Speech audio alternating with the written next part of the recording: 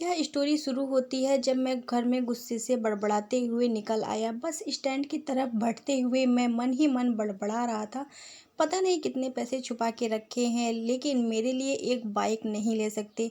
अब मैं यहाँ से चला जाऊँगा और तब तक वापस नहीं आऊँगा जब तक मैं खुद के पैसों से बाइक खरीद नहीं लेता।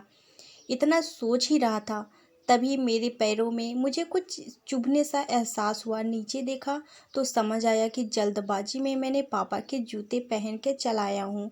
उन जूतों में कील उभरी हुई थी जो मेरे मेरे पैरों में बार बार घाव किए जा रही थी। लेकिन उस समय गुस्सा बहुत अधिक था, तो मैं बड़बड़ाते हुए आगे बढ़ गया। एकाएक मुझे याद आया कि मैं पापा का पर्स भी अपने साथ ले आया हूँ। खुराफाती दिमाग में एक ख्याल आया, क्यों ना आज पापा का पर्स ही चेक किया जाए, जिसे आज तक उन्होंने किसी को हाथ तक लगाने नहीं दिया। पता नहीं कौन सा खजाना छुपा रखा था इस पर्स में जो किसी को हाथ तक लगाने नहीं देते थे। जब मैंने पापा का वह पुराना पर्स देखा तो उसमें पैसे तो मुझे नहीं मिले, लेकिन पैसों की जगह पर एक बहुत ही सुंदर सी डायरी मिली।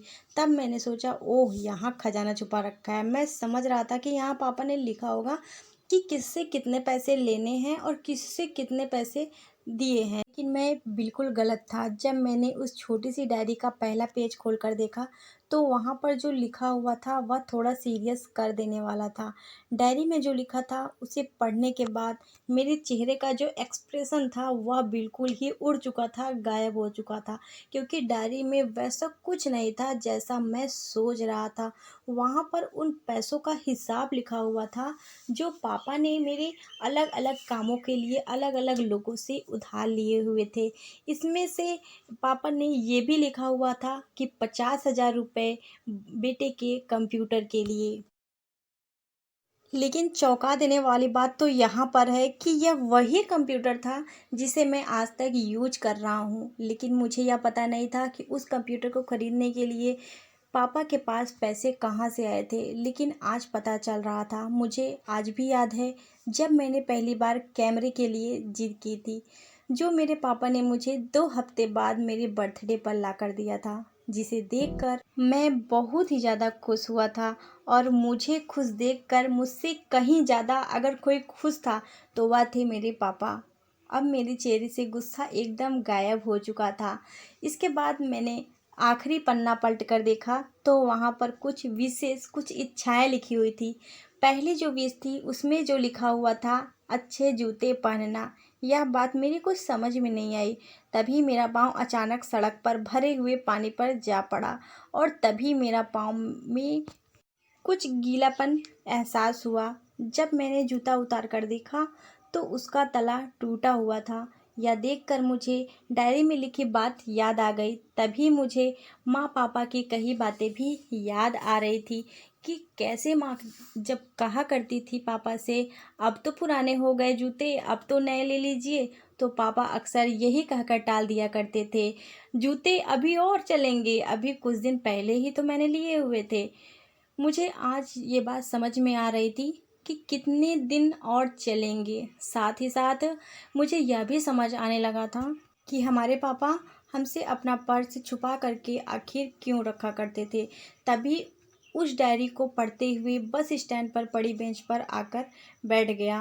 अब उस डायरी का आखिरी पन्ना बचा हुआ था। उस पन्ने को जब मैंने पलट करके देखा तो वहाँ कल की डेट लिखी हुई थी और तारीख के नीचे लिखा हुआ था कि बेटे के लिए 50,000 रुपये बाइक के लिए। बस इतना पढ़ा और दिमाग सन्न रह गया। अब मेरे मन में कोई शिकवा कोई गिला नहीं बचा था। बस मेरी आंखों से आंसू चले जा रहे थे। मुझे आज तक नहीं पता चला तब मैं क्यों रोए जा रहा था। अब मैं जल्दी से घर की तरफ भागा, लेकिन पापा घर पर नहीं थे। मैं समझ गया वह कहाँ गए होंगे। जूतों की तो बहुत बुरी हालत हो चुकी थी, लेकिन जूते में चुभी वह कील पाँव में अब तक पूरा घाव बनाने में कामयाब हो चुकी थी।